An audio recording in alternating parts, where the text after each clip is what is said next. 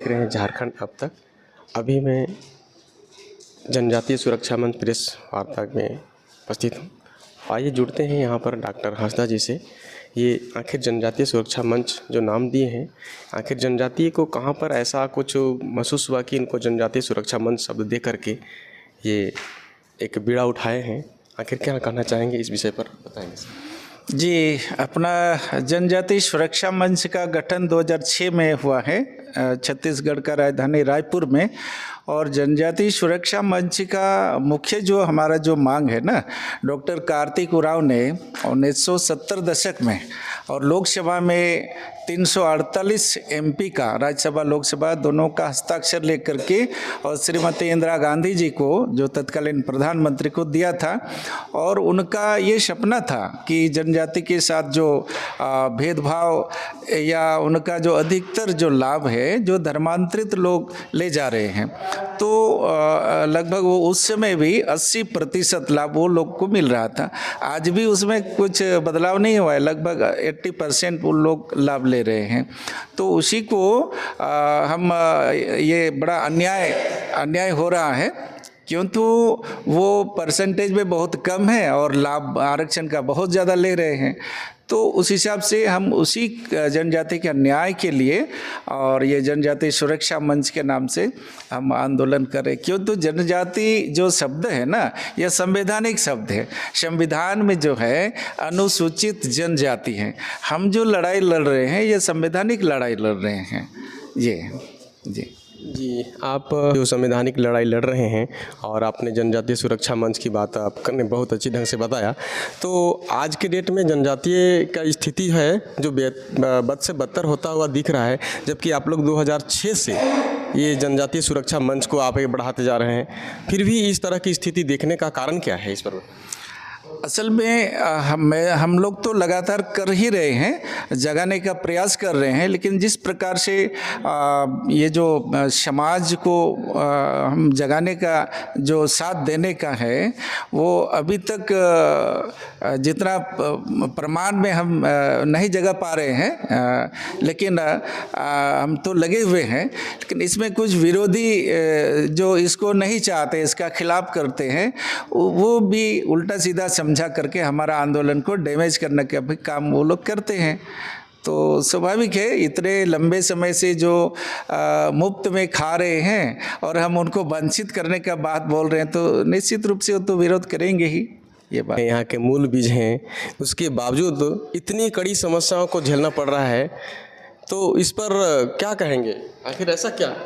नहीं, ये तो देखिए, कोई भी संघर्ष होगा या मांग होगा, इसमें निश्चित रूप से बिना संघर्ष का तो होगा नहीं, और बिना परिश्रम, बिना कठिन और ये उठाए हुए ये तो संभव नहीं है। स्वाभाविक हम जानते हैं कि हर प्रकार का जितने भी आंदोलन हुए हैं तो सब में झेलना पड़ा है, सब प्रकार का संकट को तो हम भी झेल रहे हैं। और निश्चित हम आशा करते हैं कि हमारा जिस दिन इस समाज को समझ में आ जाएगा, सभी खड़े होंगे।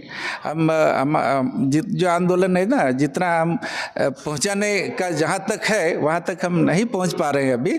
अब आगे भविष्य में हम पहुंचेंगे और समर्थन निश्चित रूप से मिलेगा। ये आप जो इतना पीछे चल रहे हैं, इसका पीछे कारण क्या हो सकता है जो आप अभी तक इस आंदोलन को बहुत ऊंचाई तक ले जाने में असक्षम? नहीं, असक्षम नहीं, हम सक्षम बनाने के लिए आंदोलन जो कर रहे हैं ना, पूरे देश भर में हम जिला जिला में इस प्रकार का रैली और सम्मेलन जो कर रहे हैं ना, ये लोगों को जगाने का ही, लोगों को बताने का ये संदेश जो है ना, इस माध्यम से सब लोग जाने ये वास्तव में ये आंदोलन है क्या। सभी लोग इसी के माने जन आंदोलन बनाने का ही हमारा ये ध्येय है। जी, आप कहीं ना कहीं पर हमारे पूर्वज का जो व्यवस्था था, इस व्यवस्था को लोग धीरे धीरे जो भूलते जा रहे हैं, इस व्यवस्था को लोग क्यों भूल पा रहे हैं, इसके विषय में कुछ जानकारी दें। जी, असल में अभी जो देश का समाज का जो वातावरण जो विदेशी पश्चिम सभ्यता इस देश में जो आया है ना, शहरी क्षेत्र में ज़्यादा आया है, वो रोग जो है ना गांव में भी पहुंच गया। और धीरे धीरे हमारा जो परंपरागत जो गीत है, संगीत है, वाद्य यंत्र है, ये सब धीरे धीरे लोग भूल रहे हैं। तो ये एक चिंता का विषय है और आगे जाकर के इस विषय पर भी काम होगा। लेकिन अभी तो हमारा जनजातीय सुरक्षा मंच का एक सूत्री मांग है डिलिस्टिंग वाला, जो है ना धर्मांतरितों को जनजाति आरक्षण से वंचित करना। ये हमारा ये डाइवर्ट होना नहीं चाहते हैं। अभी हमारा एक सूत्री अभी मांग है ये। जी, मैं थोड़ा सा और आपसे एक सवाल करना चाहूँगा। आप रूढ़ी प्रथा के विषय में कुछ जानकारी दें ताकि सीधे सीधे चरण के माध्यम से हमारा जनता या ग्रामीण स्तर के लोग इस बात को समझ सकें और अपना व्यवस्था को पुनः अपने ओर ले आने में कामयाब हो सकें। जी जी, रूढ़ी प्रथा मतलब ये हुआ जन्म से मरण तक का जो हमारा जनजातीय समाज में जो संस्कार विधियां हैं। जैसे एक परिवार में बच्चा शिशु का जन्म होता है और जन्म होने के बाद उस घर में छूतक लगता है, छूत होता है, तो उस कारण से अगल बगल के या कोई भी उस घर का अन्न पानी ग्रहण नहीं करते हैं जब तक वो जन्म संस्कार पूरा नहीं होता है। इसी तरीके का बाकी जो अनेक संस्कार है, जैसे संथाल में 4 मुख्य संस्कार है, जन्म संस्कार, छठियारी संस्कार, विवाह संस्कार और मृत्यु संस्कार। वो उनका जो विधि विधान जैसे होता है उसी प्रकार से करना। तो ये रूढ़ी प्रथा है। जैसे विवाह का है, उनका जो मंडप होता है उसमें मंडप को जगाना पड़ता है, मंडप में देवता को स्थापित करना पड़ता है, फिर वहाँ पूजन करना पड़ता है। तो इतना ये सब रूढ़ी प्रथा में ये आएगा। जी बिल्कुल, ये परंपरागत रूढ़ी प्रथा व्यवस्था के अंतर्गत आता है। तो फिर ये तो आपने अपना संस्थान परगना के विषय में जानकारी दी, तो ये पूरे भारतवर्ष में और खास करके झारखंड में जो अपना परंपरागत व्यवस्था जो धीरे धीरे विलुप्त होता जा रहा है, इसको कैसे आप कहेंगे कि आप किस बात को सुनते हुए अपना परंपरागत व्यवस्था की ओर, मुख्य धारा की ओर आ पाए और अपनी परंपरागत व्यवस्था को फिर से उजागर करने में सक्षम हो पाएंगे? इस पर थोड़ा सा। जी जी, इसमें क्या है कि अभी भी जानकार लोग और बचे हुए हैं जहाँ तहाँ, वैसे लोगों को जो गुरु टाइप के लोग हैं उनको संपर्क करके और उनको उनके माध्यम से जो उनके जो प्रमुख हैं, धर्मगुरु हैं, उनको इकट्ठा करके और उनके माध्यम से इस प्रकार का जगाने का काम समाज में हम करेंगे। जी हाँ। अब मेरा सवाल ये रहेगा आपसे कि जो झारखंड ही नहीं, जो पूरे देश में जिस तरह से धर्मांतरण हो रहा है, आखिर इसकी शुरुआत कहाँ से की जा रही है और आपको क्या लगता है कि इसमें किसका हाथ है और किसको क्या फ़ायदा हो सकता है? धर्मांतरण तो वैसे अंग्रेज के ज़माने से ही प्रारंभ हुआ है। यहाँ जनजाति समाज के लोगों को और अपने मूल जो परंपरा जो उनका है, स्वधर्म है, सनातन धर्म है, उससे उसको विमुख करने का काम उस समय से शुरू हुआ। लेकिन आज़ादी के बाद इसमें और तेज़ी आया। मैं समझता हूँ कि गुलाम भारत में जितना धर्मांतरण नहीं हुआ, वो आज़ाद भारत में उतना हुआ और वो सतत रूप से आज भी वो चल रहा है।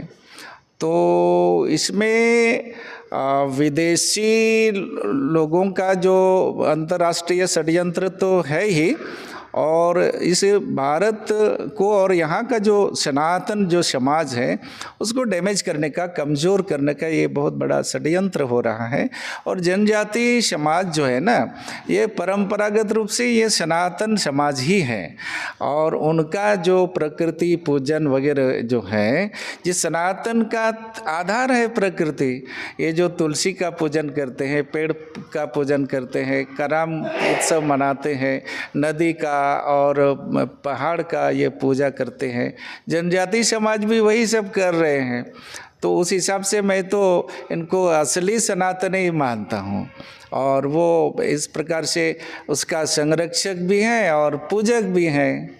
और दूसरा ये कह सकते हैं, ये कहीं ना कहीं राजनीति की भी एक तरह से फेरबदल हो सकता है, राजनीति को कहीं ना कहीं से इससे लाभ मिलता है।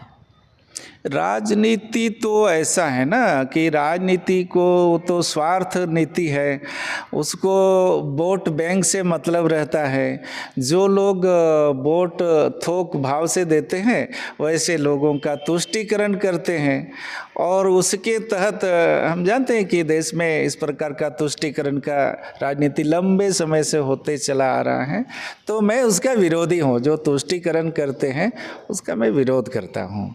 तो इस चीज़ को कैसे रोका जा सकता है? ये जो आप जिस तरह से जो आंदोलन कर रहे हैं, जो रविवार को आप लोग एकजुट होंगे और जो जिस तरह से आप लोग इस चीज़ को बढ़ावा दे रहे हैं, तो ये कैसे हो पाएगा आगे? जी जी, ये तो हम समाज को जगा करके ही, समाज में जागरण ला करके ही उसको रोक सकते हैं। वो कोई व्यक्ति, एक व्यक्ति का ये बस का बात नहीं है, पूरा समाज ही और खड़ा होकर के उसको जवाब देंगे। और आपने एक चीज़ का जिक्र किया डीलिस्टिंग का, तो ये क्या रहेगा? जी, डीलिस्टिंग के नाम से तो हमारे आंदोलन जो चल रहा है ना पूरे देश भर में, मैं बताया कि 225 जिला में ये रैली हो चुका है। और डीलिस्टिंग का मतलब है कि जो जनजाति, धर्मांतरित जो जनजाति हैं उनका जनजाति आरक्षण से उनको वंचित करना, ये डीलिस्टिंग है।